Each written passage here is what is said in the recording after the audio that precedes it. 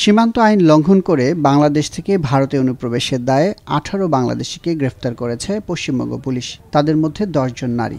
৫ September Nadia জেলার হাঁসখালী থানার বড় চুপড়িয়া এলাকা থেকে তাদের গ্রেফতার করা হয়। গ্রেফতারের পর এক বাংলাদেশি নারী জানান, কাজের উদ্দেশ্যে টাকার বিনিময়ে এজেন্টের সহায়তায় ভারতে প্রবেশ করেছেন তারা। অনুপ্রবেশকারীদের সাহায্য ও আশ্রয় দেওয়ার অভিযোগে ৭ ভারতীয় নাগরিককেও গ্রেফতার করা হয়েছে।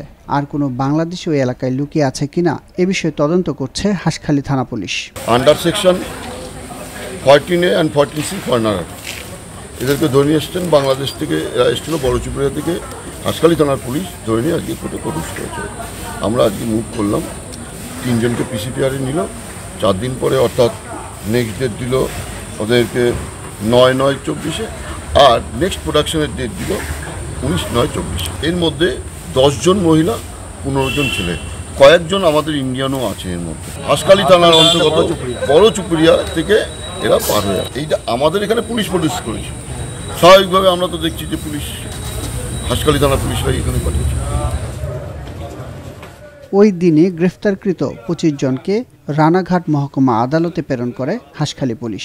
এদের মধ্যে 3 জনকে পুলিশি রিমান্ড এবং বাকি 14 জনের বিচার বিভাগীয় হেফাজতের নির্দেশ দেন আদালত।